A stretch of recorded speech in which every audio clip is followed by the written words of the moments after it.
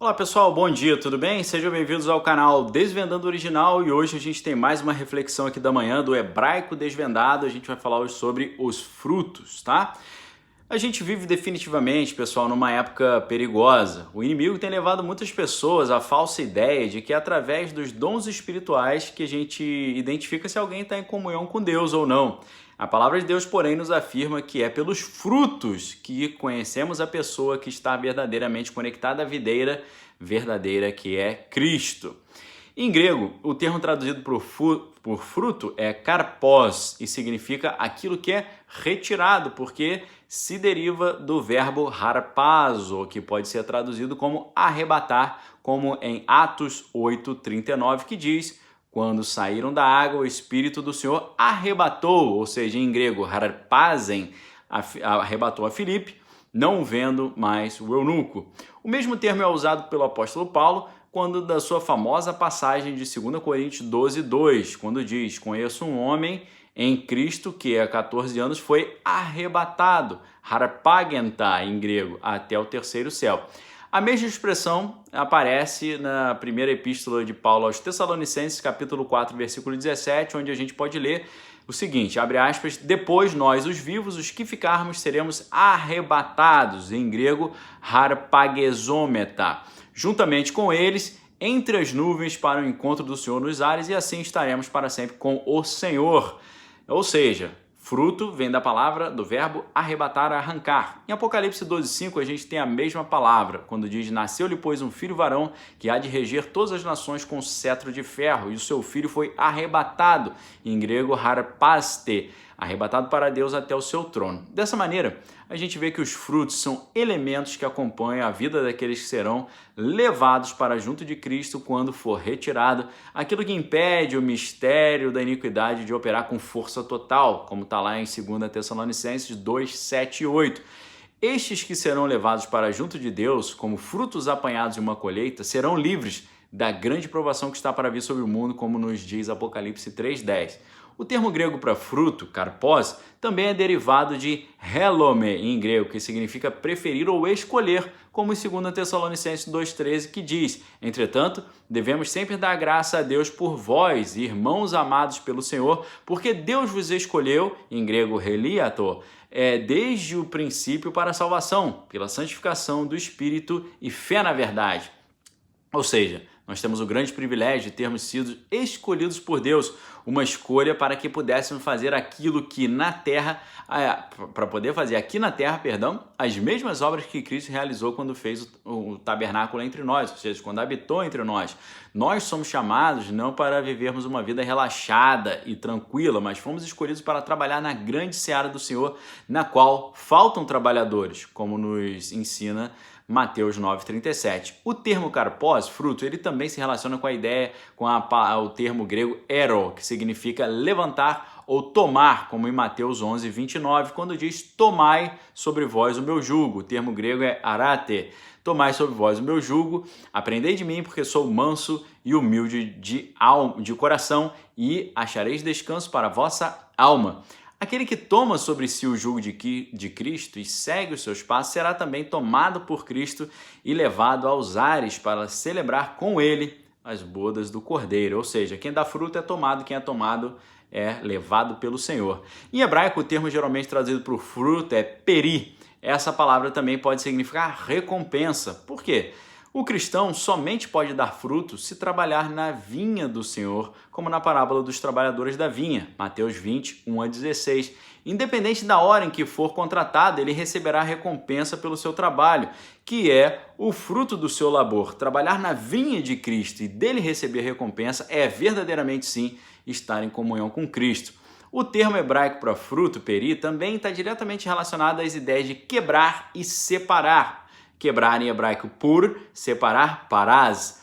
Isso porque uma pessoa somente pode dar fruto se ela quebrar todos os tipos de concepções que possui e deixar que Cristo mostre a ela o que é bom, perfeito e agradável, como a gente aprende do apóstolo Paulo em Romanos 12:2. Agindo assim, o verdadeiro cristão ele se separa, ou seja, parás em hebraico, se separa do mal e é separado por Deus para uma soberana vocação que há em Cristo Jesus, como está lá em Filipenses 3:14. Ou seja, dar fruto em hebraico está relacionado com estar separado das coisas erradas. Um dos ancestrais de Cristo possuía um nome que vem dessa mesma raiz, dessa palavra hebraica peri. O seu nome era Pérez. A gente lê a história dele em Gênesis 38, 27 a 30.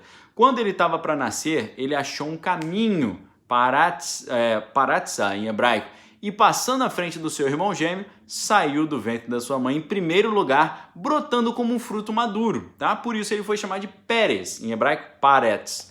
Ele, como um fruto que brota, adquiriu o direito à primogenitura e também o direito à herança que lhe cabia. Da mesma forma, o fruto é aquilo que brota e acha caminho para sobressair na vida do cristão que verdadeiramente é um trabalhador da vinha de Cristo.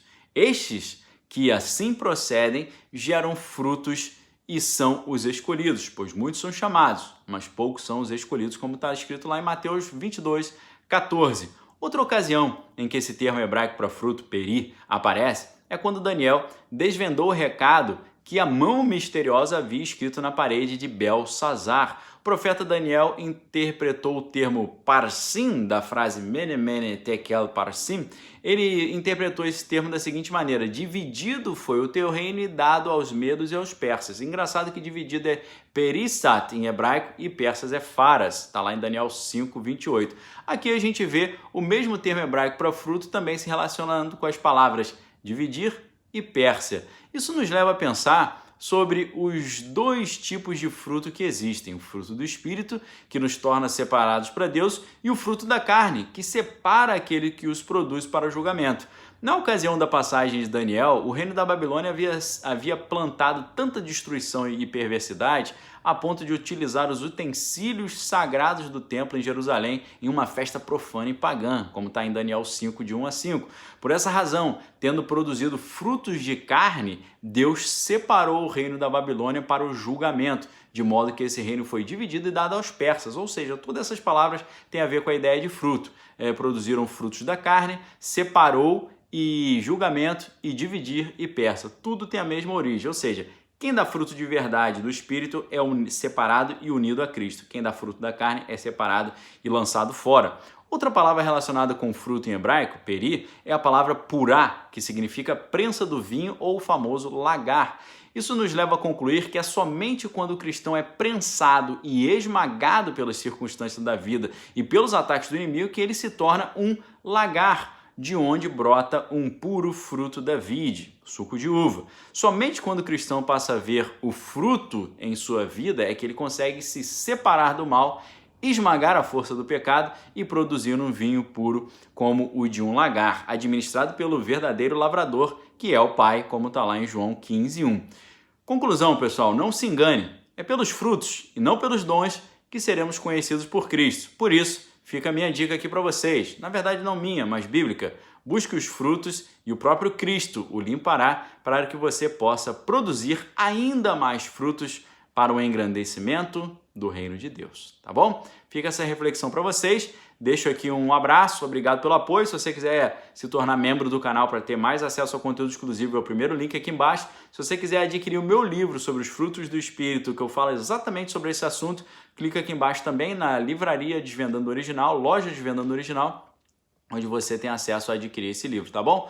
Obrigado pelo apoio, fiquem com Deus, sempre às 6 da manhã, a gente começando bem o dia aqui, fazendo uma reflexão bíblica, partindo dos textos originais, mas mergulhando aí no significado mais profundo e espiritual do texto. Convido a todos vocês para estarem sempre conosco. Se você gostou, não deixe de dar o seu like, de se inscrever, caso ainda não seja inscrito, e me ajude a divulgar para os seus amigos, tá? Todos os dias, se Deus assim permitir, às 6 da manhã, tem vídeo aqui, Hebraico Desvendado, onde a gente desvenda o hebraico e mergulha ali no significado profundo que está na palavra, tá bom? Então, um encontro marcado aqui com vocês, com a permissão de Deus, debaixo da vontade de Deus, 6 da manhã, me ajude a divulgar aí para os seus amigos, tá bom? Fiquem com Deus, examine todas as coisas, retenha o que é bom. Um abraço!